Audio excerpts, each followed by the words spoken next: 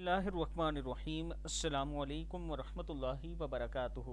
رسول اللہ صلی اللہ علیہ وآلہ وسلم نے ارشاد فرمایا، جس نے صبح کو 10 بار یہ وظیفہ پڑھ لیا، یعنی صبح کے وقت اگر آپ 10 مرتبہ یہ دعا پڑھ لیتے ہیں، لا الہ الا اللہ وحدہ لا شریک لہ لہ الملک ولہ الحمد یحیی ویمیت وہو علی کل شیء قدیر، اللہ تعالیٰ صبح و شام تک اس کی حفاظت کے لیے مسلح فرشتے بھیجیں گے جو شیطان سے اس کی حفاظت کریں گے۔